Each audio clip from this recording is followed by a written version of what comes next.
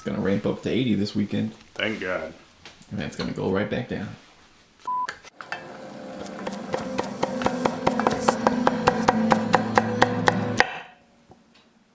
Hi, I'm Phil. Welcome to Pretty Good Cooking.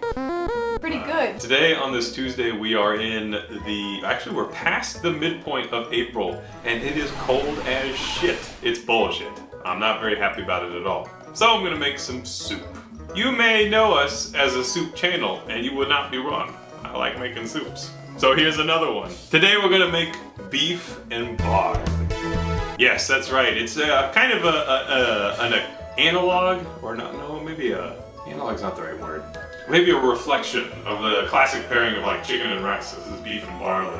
It's bolder, more hearty, and it is like an old man soup that you might see in a can of condensed whatever. So let's begin. It's really, really cold and I'm gonna drink some beer to warm up. I really like trying to match the beverage to kind of like how I'm feeling or sometimes the weather. And a Baltic Porter is probably one of the finest things that when you're in the cold times and you want the warm times, this is it. It's a very dark beer, 9 ABV, so it is a serious beer, and I look forward to enjoying it. This one was supplied by Moisha, Twinkie the Kid, Adam, in our great big old beer swap. Dark beer. To the cold times. May they end immediately.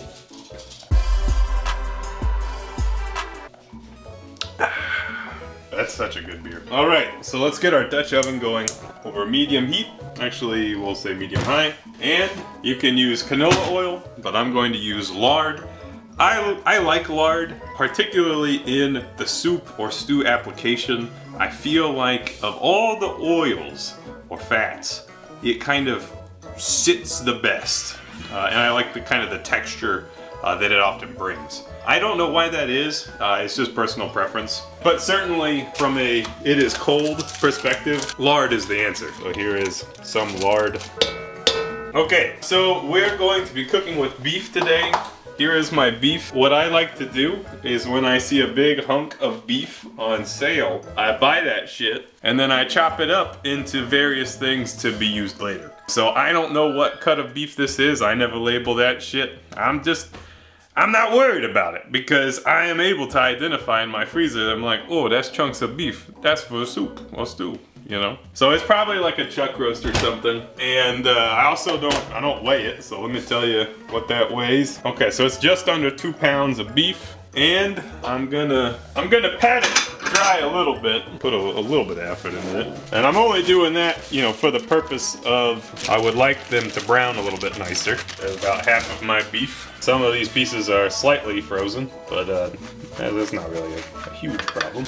All right, here's the beef. You can season it some at first with salt and pepper, but of course, I think it's fine to also season it in the pot as well. And let's start browning. You know, if you want to be sweaty about your beef and barley soup, you can put the beef in one piece at a time, such as I'm doing now, or you could just throw it in there. By doing it this way, you know, when you take a little bit more care for the placement of the beef, you're less likely to crowd the pan. You're likely to get better browning. Of course, better browning makes for better flavor. All right, so that's a little crowded, but not too bad. Then we can go ahead and pepper it, a coarse grind, some more salt.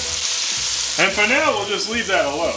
Let that brown for a bit. All right, so for this recipe, I recommend finding the largest onion you can find. And here was the one for me. Big old yellow onion, which I will dice up. You can cut the onions to your preference. I'm gonna do kind of a large dice, because I think that'll be good. This is, in fact, so much of one onion that it completely covers my cutting board. I'll have to set that aside. All right, let's take a peek over here. I'm starting to see some of the telltale signs that some of the beef is browning, which is, you can see here, for example, there's some like development on the bottom. So I'll take a look at a couple of pieces. I'm gonna leave it alone. Needs more time. So let us continue on our vegetable journey. Here's 2 ribs of celery. I got some carrots here. My carrots are small, so I'm gonna use 5 of them. Okay, so some of our beef's looking good. Here's an example of one piece of beef that we did right. So usually I just do this. Yeah, that's right. I move things around in the pot. We'll let that continue to brown. Okay, our carrots are good to go. So we'll go ahead and chop them up. And I think today we'll just do simple medallions, which is a fancy word for coins. But I wish that we called our coins and currency medallions. I think that would be fun. Hey mister, you got any spare medallions? Okay, the garlic. Here, for the first time on the show, is the 3D printed garlic holder as supplied by our friend Brett. Isn't that incredible? And inside is garlic. What else would it be? There was no mystery this time. This is certainly a dish in which the number or amount of garlic that you put in is a spiritual and perhaps philosophical statement. How much garlic can your body tolerate? I'm gonna put in a lot. I'm gonna put in a lot. So we have a depth of garlic flavor. We got purple garlic, we got white garlic. Always trying to diversify those flavor colors, taste things. 10 cloves, but some of them are small. I think you should use more garlic than you can easily count. So much that you look at it and you're like, I don't know how much that is. That's how much you should put in. I wish this was done. I'm hungry. Our beef is browned in several places, so it looks good to me. We'll go ahead and pull it out. So I'm gonna immediately get those onions in there, if for no other reason than our own safety. So we wanna scrape the bottom of the pot a little bit. We'll deglaze in a little bit of time. Oh, I missed that beef. What the hell?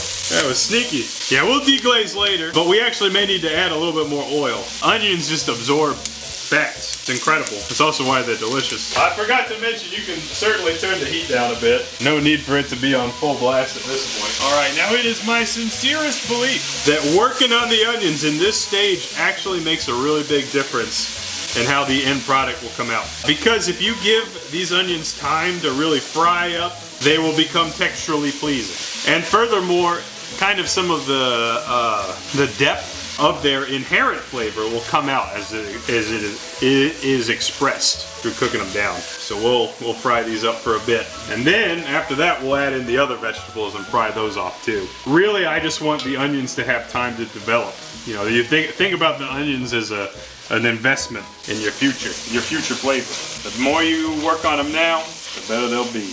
And I'm real happy with how I cut those onions. Look at those big chunks. You know, when that gets fried, and there's gonna be the big beefy broth flavor. That's gonna be so good. So I'm gonna be tenderly loving these onions for a little bit here, and we'll update you as we proceed. But for now, it's just onions, and it was always just onions, and it'll probably always be just onions.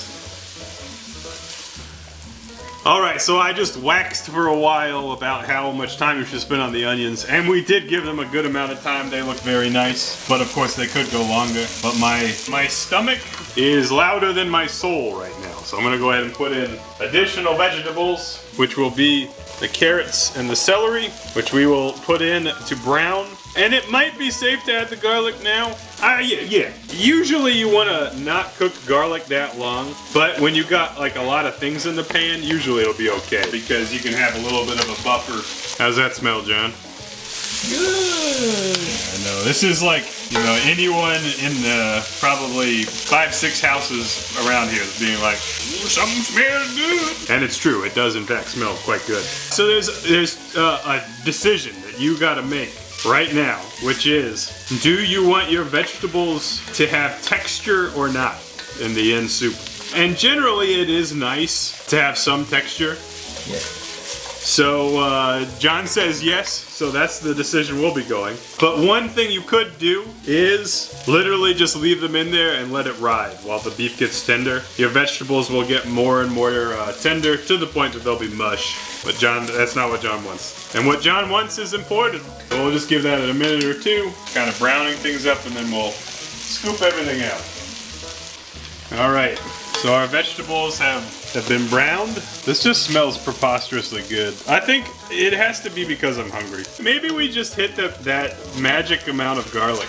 I feel like this smells like, you know, you ever been to like a hibachi grill where they got that good going? That's what it smells like. Probably just butter and garlic and vegetables. Okay, so I got most of them out. All right, so we're gonna deglaze, and I'm gonna throw a curveball at you. I'm gonna use white wine. Specifically this old dry Riesling that's been in my fridge for probably a month. Typically red wine and beef go together, and they're certainly you could certainly do that. Or you could do no wine at all. But I have this around. I really like the flavor of white wine in applications where red wine is expected. So to give you an example, oftentimes when you have a red sauce for seafood, love that with white wine. I think that tomato and white wine taste very nice together. So here I am scraping the pot. This will just give it a little bit more of a dimension to our broth. All right, something we could have done before we did that, but we didn't, is I'm going to use beef BTB today. Better than bouillon, roast beef broth base. Because I don't have fancy schmancy beef broth, this will be good. And you can actually kind of fry up this paste if you want. But today we'll just be throwing it on in there. Very, very gloppy. But I do have some bone broth, which I think will be quite nice in this. You can see I'm kind of mixing it in with the wine. We're gonna let that hang out for a second. I have turkey bone broth from Whit Farm, from my meat CSA. And I got 2 bags of this. It's incredible stuff, tastes amazing. And I did not thaw it all the way, so that's fine. But here is a block of broth. You will be amazed to learn that you can melt frozen things in a pot in this application. I'm gonna turn the heat up so this goes quick. This is pretty weird, what I've just done, but it's also fine. And we can go ahead and put in our beef, and whatever container you have in there, make sure you get all that juice that's on the loose. And I'm gonna pop in some beef bones. This looks like leg bones to me. The beef bones will add some collagen, and they'll add some kind of mineral flavor, which is very, very desirable. Basically get all the benefits of cooking with meat on the bone, which is an excellent relic in Slay the Spire. But you don't have to eat those bones. So that's kind of the pros and cons there. I do need some more liquid here, so we'll use our beef bowl. And let's do a little bit more still. Basically want to cover those as best I can. I think that'll be sufficient. I think we can probably tuck that bone in. That should be good. And we're gonna bring this up to a simmer and cook it until the beef becomes tender. In addition, we can add some flavorings. And I'm gonna be lazy about it because it is a Tuesday. And there's no need to be sweaty about beef and barley soup. So here I have the poultry blend. Rosemary, sage, and thyme. You can choose which herbs you would like to include. Today I will add all of them, I think. So a sprig of each, well, a couple sprigs each. And then I'm gonna hit it with a bay leaf and some peppercorns. Traditionally you would bundle that all together. You could even tie it with some string, but I'm just gonna not do that. I'm just gonna let it rain free in this fine food. So we also, I don't really know what's the best choice at this point. We could simmer it covered or uncovered. I think traditionally it would be uncovered because uncovered you would typically skim some of the scum as it comes up. I might just put the lid on it until it gets a boiling. I tell you what, that beer went straight to my head. Holy moly. Whoa. But anyways, basically we're gonna simmer this until it's tender. Once that gets kind of tender, we'll add in the vegetables and we'll add in the barley. But right now we'll just let this simmer. Well, we'll be back. All right, so we've been stewing our beef for a while. I want you to suspend disbelief and just look at that beef and say, oh, it's tender. I'm not gonna push on it so that there's no evidence that it's not tender. But if you're not picking up what I'm putting down, the beef's not tender yet. But I just can't wait any longer, and that's fine. So here I am putting the vegetables back in. Vegetables for health. That looks quite nice. We'll leave our bones and our herbs and stuff in there for now. And we'll go ahead and add our barley as well. So we're gonna use about 1 cup of barley today, which is barely any barley at all. It's not actually true, but I just wanted to say barely any barley. All right. And we will simmer this all together for about another half hour. And when we're done, we'll fish out the herbs and the bones. Probably just fish some of that out now. And we will have a delicious soup. Is this a soup or a stew? It's a soup. It's a stoop. We'll be back. Okay, so it's time to fish out our bones. No problem. And we fished out the herbs. You can look at this this is a nice thick soup. It is bordering on stew, but really just I think the kind of like the starch from the barley probably what helped thicken that up. And that's it. We're ready to go. So let's plate that on up. This looks very hearty, very wholesome. It's a lot better than Campbell's, I'll tell you that much. And obligatory for this style of food, we can top with some fresh parsley. It's finally time to eat, thank goodness. I'm so hungry. The parsley really freshens it up, doesn't it?